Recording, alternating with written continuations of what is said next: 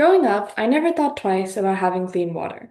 Yet, almost two-thirds of the world has experienced water scarcity for a long period of time, and the percentage continues to grow. This isn't just a coincidence, it's a direct consequence of climate change.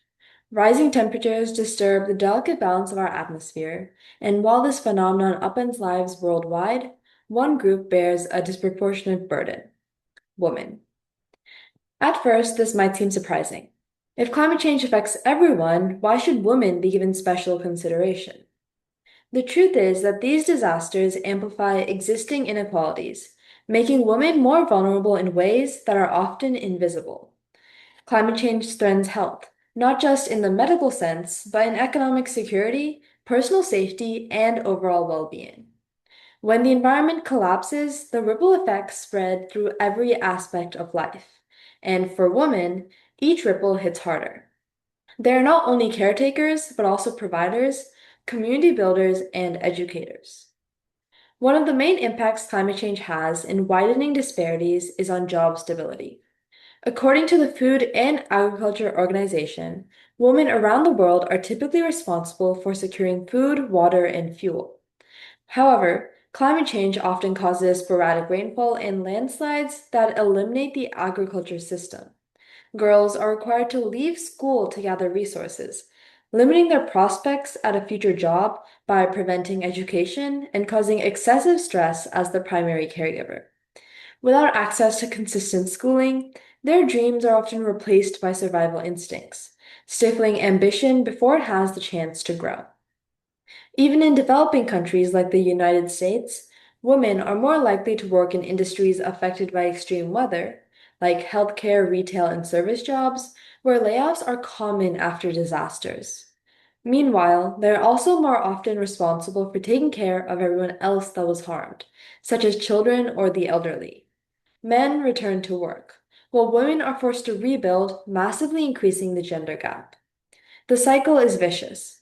Limited economic mobility makes it harder to prepare for future disasters, which in turn causes even greater instability the next time a storm, fire, or drought hits.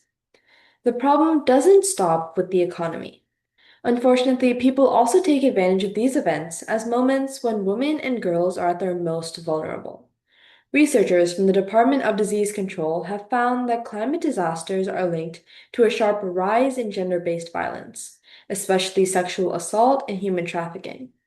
Displaced women are often disoriented, placed in overcrowded shelters, and left without a support system, a situation that predators seek out. When law enforcement is stretched thin and emergency systems are overwhelmed, accountability disappears, creating the perfect conditions for exploitation. And the most devastating part?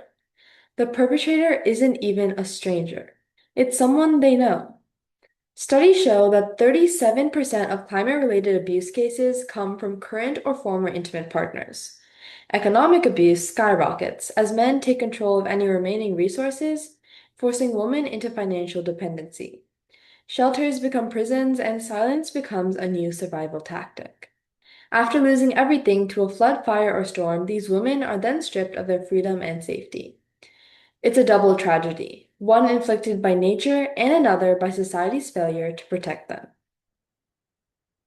Additionally, climate change affects women's health, especially their reproductive health. Mariama, a musician from Mali, spent years hoping for a child.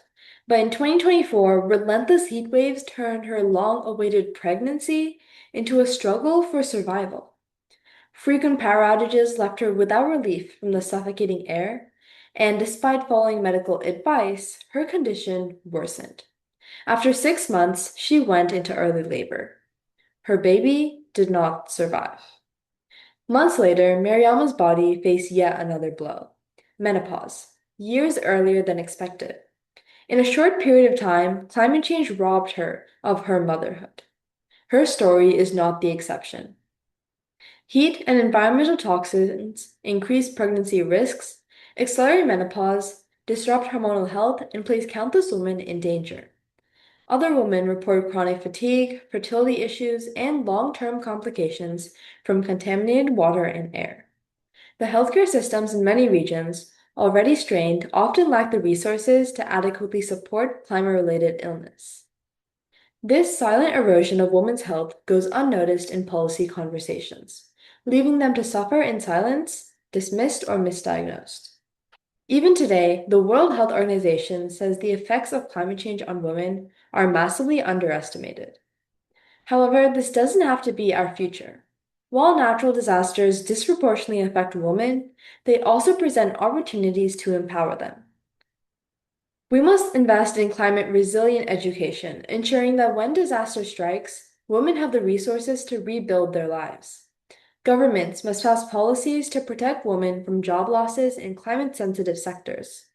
Shelters for displaced people must have better security, trauma support, and legal protection. Crisis intervention programs should be embedded in disaster release efforts. Communities must be taught to recognize signs of abuse and trained to respond quickly and compassionately. Studies by the UN show that when women are involved in climate policy, communities recover faster and become more resilient. In fact, women-led initiatives have often pioneered sustainable farming, renewable energy programs, and disaster preparedness plans that uplift entire regions. Climate change is not just an environmental issue, it's a human rights issue. Let us be remembered as the generation that helped women rather than let women suffer in silence. Let us be remembered as the people that took action, amplified voices, and fought for justice. So we can build a world where no woman is left behind. Thank you.